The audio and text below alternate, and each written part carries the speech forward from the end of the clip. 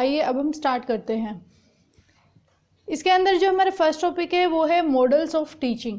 दो टॉपिक है हमारे, एक मॉडल्स ऑफ टीचिंग है और सेकंड है स्ट्रेटजीज, जो कि हम नेक्स्ट जो है वीडियो में करेंगे। इसमें जस्ट हम मॉडल्स को कवर करेंगे। मॉडल का सबसे पहले क्या है, मतलब क्या होता है मॉडल, हम किसे कहेंगे, व्हाट मॉडल मीन्स। मॉडल यानी कि प्रतिरूप, हिंदी में इसको प्रतिरूप कहते हैं। मॉडल जो है एक परफेक्ट आइडल होता है, यानी कि जिसको हम फॉलो करना चाहते हैं, हम उसके जैसा ही बनना चाहते हैं, उसको हम क्या कहेंगे कि ये हमारा क्या है, रोल मॉडल है, या फिर हम उसको मॉडल कहेंगे।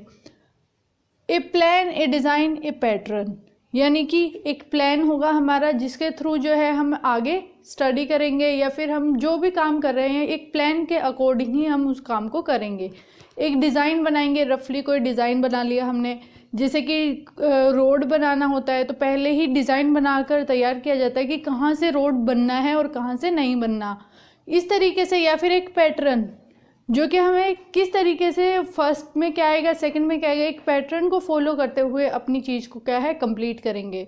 तो मॉडल का मतलब यहाँ पर दो हैं। एक हमारा परफेक्ट आइडल होता है जिसको हम रोल मॉडल कहते हैं।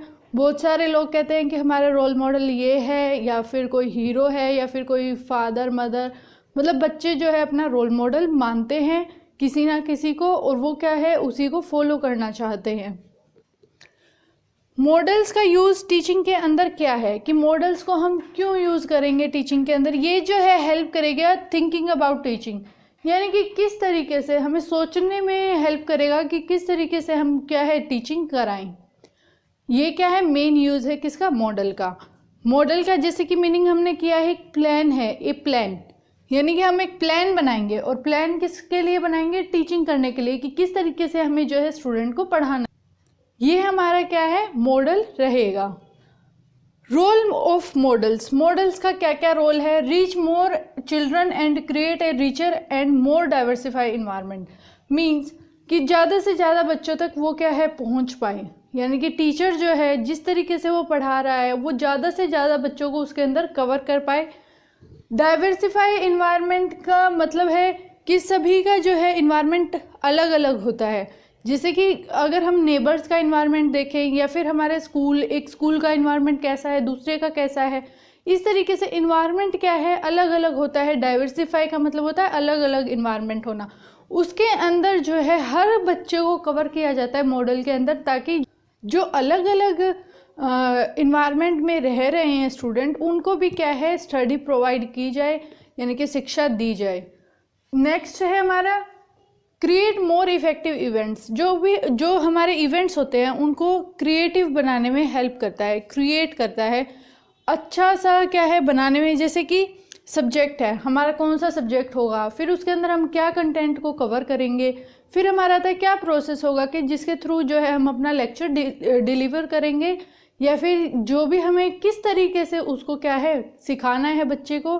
कि एक जैसे कि मैथ्स का सब्जेक्ट होता है तो उसके अंदर हम प्रॉब्लम सॉल्विंग वाले क्वेश्चन कराएंगे, या फिर हमारा जो जैसे कि साइंस का कोई सब्जेक्ट है तो लैब वगैरह जो है उसमें जाकर दिखाएंगे कि ये एक्चुअल में ऐसा है।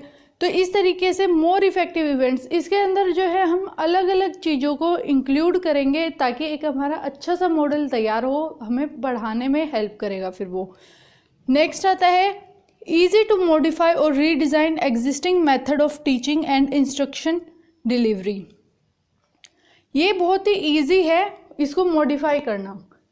हमारा मॉडल जो है फ्लेक्सिबल नेचर का होगा, यानी कि हम जब चाहें उसको चेंज कर सकते हैं। उसमें मॉडिफिकेशन यानी कि हम कुछ भी चेंज करना चाहें उसको हम इजीली कर पाएंगे, या हम उसको रीडिज़ाइन करना चाहें, दोबारा से बनाना चाहें तो हम वो भी बना पाएंगे। जो हमारा एग्जिस्टिंग मेथड है टीचिंग का, अब जैसे कि टीचिंग के अलग अलग मेथड होते हैं, जैसे कि लेक्चर मेथड हम नॉर्मली जो है कॉमनली यूज़ करते हैं।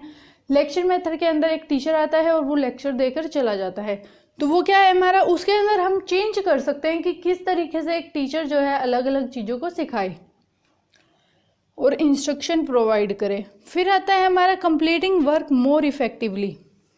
जो भी हम काम कर रहे हैं, अगर हमारे पास पहले से ही मॉडल तैयार है, जैसे कि आज मैंने एक लेसन कंप्लीट करना है, एक यूनिट कंप्लीट करानी है, इस तरीके से अगर मेरे पास पहले से ही मॉडल तैयार है तो वो क्या है, मुझे हेल्प करेगा उस काम को कंप्लीट करने में, क्योंकि मॉडल के अकॉर्डिंग ही मैं स्ट्रक्चर वाइज चलूँगी कि पहले मेरे को ये टॉपिक कराना है, फिर ये कराना है, फिर ये कराना है, और इस तरीके से जो है मैं एक पैटर्न को फॉलो करूँगी और कंप्लीट कराऊँगी। जैसे कि हमारी एनसीईआरटी बुक्स होती हैं, उनके अंदर क्या होता है, एक मॉडल ही फॉलो किया जा रहा है। फर्स्ट चैप्टर में ये होगा, सेकंड में नेक्स्ट टॉपिक है, थर्ड में नेक्स्ट है। जो सेकंड में टॉपिक है वो फर्स्ट से रिलेट करेगा, जो थर्ड में है वो फर्स्ट और सेकंड दोनों से रिलेट करेगा। यानी कि एक मॉडल है जिसके अंदर हम अपना काम मोर इफ़ेक्टिवली वे से कंप्लीट कर सकते हैं। ये हमारी मॉडल के लिए जो भी बेसिकली हमें समझना था कि मॉडल है क्या, वो हमारा कंप्लीट होता है। क्या रोल है मॉडल्स का टीचिंग के अंदर, और टीचिंग के अंदर क्यों यूज़ किया जा रहा है मॉडल्स को ज़्यादा से ज़्यादा।